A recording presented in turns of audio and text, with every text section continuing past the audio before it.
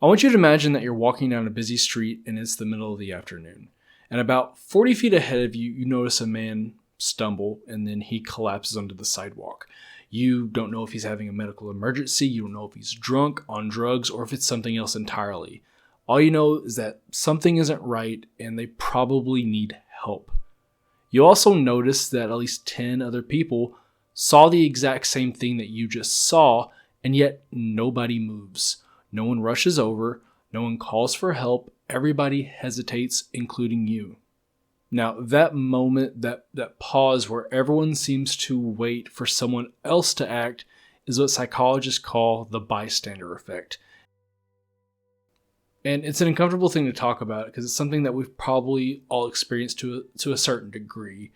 But it asks us to ask a hard question, and that's, why do people not help when help is clearly needed?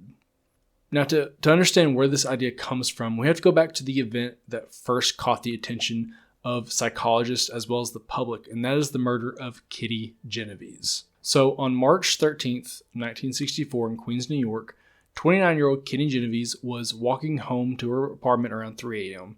She had parked her car near a train station that was close to her apartment and then began the short walk to her front door.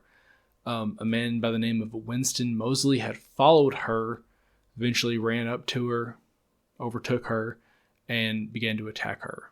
Kitty screamed for help, and some neighbors heard parts of what was happening. One neighbor shouted at the attacker, which caused him to temporarily flee.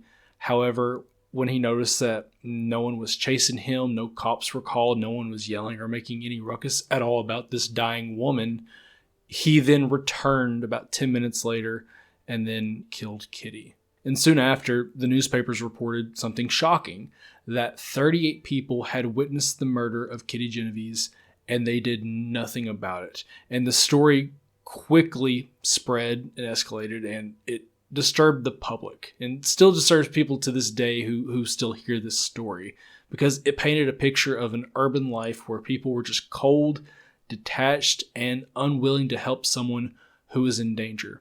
However, today we know that this account was somewhat misleading because no one witnessed the entire attack. Most people only heard fragments of what had happened. They heard yelling, arguing, brief screams, and so it led many people to believe that they were just hearing a domestic dispute and not a murder. So some people did take some small actions, and others simply didn't realize how serious the situation was. And so the Kitty Genovese case wasn't really about dozens of people watching a murder and just ignoring it, as most people think whenever they know anything about this story. But it did raise a very important question, and that is, are people less likely to help when others are around? And if so, why is that the case? And so to answer this question, psychologists decided to take this phenomenon and move it into a lab, into a controlled experiment, so they could actually isolate and figure out what is happening here. And one of the more famous experiments about the bystander effect involved what participants believed to be a group discussion over an intercom. And so each participant was sat alone in a separate room, and they couldn't see anybody else, and they took turns speaking over the intercom. And early in the discussion, one of the participants, someone who's actually part of the experiment, they mentioned that they suffered from seizures. And so later in the conversation, his voice began to change, his speech became slurred, he sounded confused, he asked for help, and he mentioned, "I think I'm having a seizure." He then stopped responding entirely. And so at that moment, the researchers started a clock. And here's the crucial part of the experiment. Some of the participants in the study believed that they were the only person listening. They believed they were the only person hearing this person have a seizure. Others believed that one other person was listening with them, and some believed that 4 other people were listening. Now remember, they couldn't see anybody else, and they couldn't hear what anyone else was doing. All they knew is that someone on the other side of the intercom was in trouble, likely having a seizure. And so when the participants believed that they were alone, it was just them and the seizure-prone fella, about 85% reported the emergency, and it was usually within a minute. When they believed that one other person was present in the conversation, that number dropped down to 62%, and the response times also slowed. And when participants believed 4 others were listening, only about 31% reported the emergency at all. And this part's important. So let's slow it down for a second. Everyone noticed something was wrong. Participants were not calm. Many were visibly anxious. Some were pacing. Some fidgeted. Some even tried to speak into the intercom again. They didn't fail to act because they did not care. They hesitated because responsibility felt shared. And this is what psychologists call a diffusion of responsibility. And so how diffusion of responsibility works is when you're the only person who can help, responsibility feels heavy. You feel like it absolutely is your responsibility to step in and help if you're the only one who can. And when others are present, the weight of that responsibility spreads out to others. So each person feels a little less pressure to act because someone else might do it. And this is something you can see not just in a lab, but in your day-to-day. For example, if you're the only person assigned to cleaning up a classroom after a class, you do it and you're gonna make sure that you do a good job on it because the responsibility falls only on you. However, if a group of 6 people are assigned to clean up the classroom, everyone assumes someone else will handle it. They don't take as much time and detail to make sure that is spick and span because, the responsibility falls on a bunch of different people. And so next, these psychologists, they asked a different question. They asked, what if people don't fail to help because they feel less responsible, but because they're unsure whether anything is actually wrong? So to test that idea, they designed what is known as the smoke-filled room experiment. So they took a bunch of students and they asked them to sit in a waiting room and fill out a questionnaire. And as these students were working on these questionnaires, smoke slowly began to enter the room through a vent in the wall. Now, in some cases, there was just one lone participant. In other cases, there were 3 participants who sat together in the room. And there was one condition where there was a single person who sat in the room. However, there were 2 other people with them who were secretly part of the experiment. And so they told these 2 individuals that, hey, smoke's going to fill the room.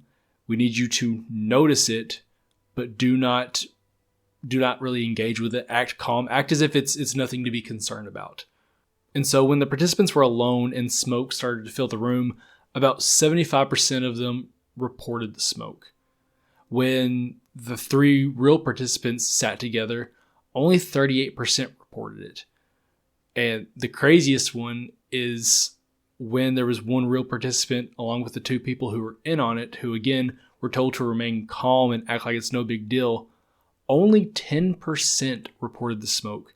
And just for a deeper context, everyone noticed the smoke. People were coughing, they waved it away, some were rubbing their eyes, some even opened windows. It wasn't like the little mist was coming in the room. No, this room was filling with smoke.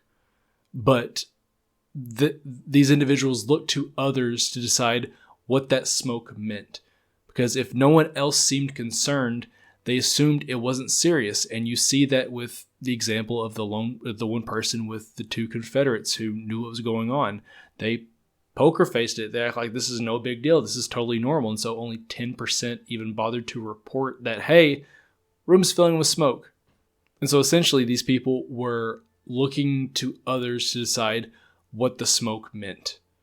And if no one else seemed concerned, they just assumed it was not serious. And this is what's known as pluralistic ignorance, as in using other people's behavior to define reality.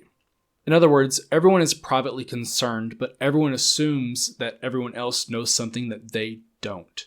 And the researchers also noticed something else. They noticed that people were aware that acting would make them stand out. Some worried about overreacting or looking foolish if the smoke turned out to be harmless. And this is called evaluation apprehension. But here's an important distinction, and this matters. Evaluation apprehension can influence hesitation, especially under clear situations. But it is not the main cause of the bystander effect. Don't get that confused. So, being nervous about putting yourself out there, you might be anxious about it. That does play a factor, but it's not a core part of the bystander effect. And let me explain why. So they did a study that showed the opposite pattern. So there's a famous field experiment conducted in the New York City subway system. So researchers staged a situation where a man collapsed on a train car. Sometimes the man appeared ill, sometimes he appeared drunk, sometimes he was white, sometimes he was black, so that they could see if race, if race was a factor in whether or not people helped. And so across all the experiments that they ran like this, 85 to 90% of cases, somebody helped. And it was often within the first minute.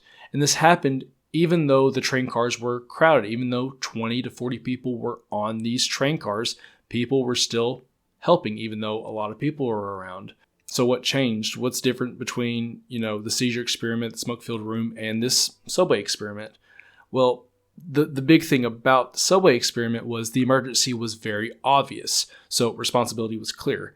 And you can also factor in that socially helping was an expected response. In that situation, fear of embarrassment would not stop people, because if they don't help, it makes them look worse. And so what we get from this is the bystander effect. It is a real thing, but it's not a universal rule and does not show up in every situation. Whether or not this effect happens, it depends entirely on the context of the situation.